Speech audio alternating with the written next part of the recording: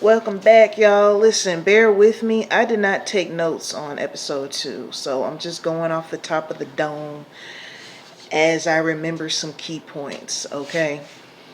So, as you can see on the thumbnail, we talked about there's two things going on. Uncle Phil's dealing with something, that lady that he used to date in college.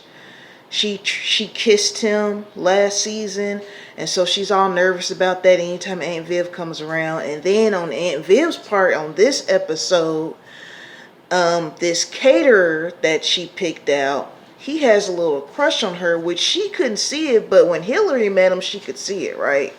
So they're both dealing with this. I honestly thought that the lady that kissed Uncle Phil was going to tell Aunt Viv, because there was a moment where they were alone together and then Uncle Phil walked in. I'm pretty sure he probably could sense. Here's the thing. How are you going to kiss this man, right? This married man. You know his wife. It's not like you just know him. Like, they've known each other, since college age or whatever, right? And I'm assuming they're like in their mid late 30s, not 30s, mid late 40s right now. So you're talking about 20 years. Why do you think you could kiss him? And I'm sure if he would have obliged, they would be having a full-blown affair right now. But he was like, no, listen, that can't happen again. And now you want to act all nervous anytime his wife is around. And I'm not just getting on her. Uncle Phil, you should not be doing business. I don't care how bad your firm needs it, because I know last season it was something about his firm really needed her help or something. Forgive me, like I said, I only watched season 2 one time. But I don't care how much help you need. Like, you should not put yourself, you should not put yourself in a position where something could happen or you could cheat. Like, this woman wants you. I still think she does. She may be acting all nervous in front of Aunt Viv and all that, but I really feel like she still wants Phil. And I don't think he should be working with her. Like, find some kind of way to go around that, because you're setting your, self up for possible infidelity. Yeah, he shut it down that time. But what if she catches him in a weak moment? What if him and Aunt Viv are having issues, really, really bad issues, and here she comes in, with her 20%. If you don't know what I'm talking about, watch Why Did I Get Married? Tyler Perry movie. So here she comes in with her 20%, looking all good and whatnot. You see what I'm saying? Like, he should have, as soon as she kissed him, he should have deaded that. Now, with Aunt Viv, I am hoping she does not have infidelity on her part. Please don't. Now, that chef was fine, but please, like, if he crosses the line, he can't be a caterer anymore. That's how I feel. Now, I do like the fact that they are showing that this is real life. Okay, married couples deal with temptation. You don't go blind and quit being attracted to people just because you're married. So I am glad that they are showing that, hey, this happens. Especially when you've been married a long time. I'm pretty sure you might get a little bored and you see somebody new and they look all good and what. I mean, that's just, it's natural, I think, to feel that way, but it's all about how you handle it. All right, so we saw how Uncle Phil handled it. We're going to see how Aunt Viv handles hers, okay? So Will and Carlton, they're trying to get this business going. They don't even have a clue what it is for right now, right? I don't know the guy's name, but the guy with the tats, he has some kind of program for like young black entrepreneurs. So they spent a lot of time, Will and Carlton, just trying to come up with anything. So they finally decided to come up with the lifestyle brand where they're taking Will's story of, coming from Philly, rough start, getting a new start in LA, Carlton, coming off the attic thing. And, they're putting it together into like this lifestyle brand, clothing. They're trying to do podcasts, the whole nine. I couldn't get the name of it. I think they said it was Blast something. Anyway, forgive me on that part. So I want to take it to Carlton. I have been told, not directly, but I probably read it somewhere, saw it on TV, that once you're an addict, you're always an addict. You just learn to deal with that. And I know there's some people that just replace their addiction with other things. Like, I do personally know someone who was on crack. Surprisingly, for a short time, they were on crack, but they replaced that with alcohol. And so that's their vice now. And now they deal with that.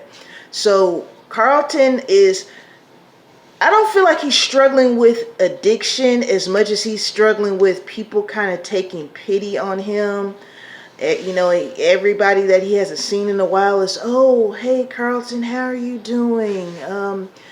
Everything's good with you. And you know what they're getting at? Everybody knows of his coke addiction. So having to constantly be reminded about that, that's got to be hard. Like, I've never been an addict, but I'm just saying, if you go through a treatment, right, and you come back to your family, to your friends, to acquaintances, people that know you, and they have this, oh, you know, pity you type of thing, that's got to be annoying. Like, who wants to be reminded of that, like, every time they see somebody new, right? So the girl that he met when he was in rehab, Aunt Viv wasn't feeling her because, like I said on my last video, two addicts really don't need to be together. That somebody's going to relapse and then the other person's going to follow suit, right? Because they're intimate together, physically, emotionally, whatever, right? Close proximity. Plus they understand the addiction because they both have it. It's like, y'all just shouldn't be together. This right here, this scene right now that I'm about to discuss is pretty much makes me not like Amira, the girl from rehab. So Carlton goes to her, you know when they meet up and talk about, kind of like AA, right? She takes it out on him that Aunt Viv wasn't feeling their relationship. She got loud, unnecessarily loud, calling him a stalker because he just came to this, meeting to talk to her and still wanted to, be with her. Like, after that, I was like, you know what? I'm done. I'm through with her. Like, she's going to have to redeem herself in my eyes as a character because that was unnecessary. Why are you mad at him? Because his mom is looking out for him. She does not want her son. Excuse me. She does not want her son to relapse and go through that again, right? I feel like my ring light's about to go out. It's like blinking. But anyway, she gets loud and storms off. And then later on, she's like, oh, I guess I'm the stalker now because she found him. And he, I feel like he's vulnerable because she's the only one that understands where he's coming from with this addiction. So he easily forgave her, and I feel like she's going to be his downfall this season. That's what I feel. Okay, so this Hillary and Jazz thing is funny because they both know they want to be with each other, but I think Hillary picked the other dude because he could provide her, with her being an influencer and him having money, he can provide her with help with her career plus a nice fancy lifestyle. But it's like, Hillary, you're not broke. I'm not calling her a gold digger or nothing, but it's like, you do kind of come from money. Like, Uncle Phil may not have that baller money, but you live in Beverly Hills. And I understand Jazz is, he owns a record shop. He may not got it going on, but your heart is with Jazz, right? They end up kissing because Jazz kept coming he came to the Juneteenth thing, only he had a girl with him that time. Uncle Phil had an event. He came to that. They end up kissing. She's like, oh, what's this? He apologizes, which I don't understand because it's not like he forced himself on her. I mean, they both were into it. But he says sorry and leaves, and I'm just like, okay. So Jazz is facing not eviction, but something's going on with his record shop. And the gentrification thing, they're trying to buy out, it's something like that going on.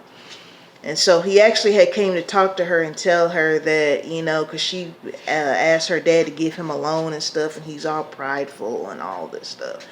Just take the loan, dude. I mean, this is your record shop. Like, Jazz may not be big balling, out of control, but to have your own business, that's something to be proud of. I don't care how small the business is. That's your business. And, vinyl's making a comeback, because for those of you who are young and may not understand, music really does have a different sound when it's on a CD or on vinyl. It has a crispier sound. But anyway, that's off subject. What else was going on? Oh, Geoffrey. So Geoffrey's son is in LA. Remember last episode, I couldn't tell. I'm like, did he fly to London? But yeah, so his son basically found out that, Geoffrey has a past. He was running with the gang. He caught a body, which I think he caught more than that in Bel-Air. Season 1, if you look back, they were kind of alluding to the fact that Geoffrey was taking people out. I think he took some people out here in Bel-Air as well, protecting Uncle Phil. So Will not walks in, but he overhears Geoffrey's son saying, yeah, Geoffrey doesn't know about it. Don't worry about Geoffrey. So we don't know if his son is really with him or not in good faith, right? We don't know if because now it's like, okay, what does that mean? Geoffrey doesn't know. Why are you acting all secretive? You all off in the corner, right? Because if you remember on Fresh Prince of Bel-Air, when Geoffrey's son came to visit him, he stole from him, and Will found out. So I'm wondering if he's setting Geoffrey up for something. We shall see. Excuse my Little Richard thing, my hair. Yeah, I didn't want to wear a bonnet online. I said I'll do this little doobie looking thing. But anyways, y'all, this season looks promising. I'm about to watch episode 3, and I'll be right back. Shout out to my 67 subscribers. Shout out to the rest of you as well that have not subscribed, but you can by pressing that button for me. Like and share and comment, and let's talk about it. I love, conversing with people about stuff I watch. So let me know what you think about this episode, season 3, episode 2. Peace and blessings as always to you. Until next time.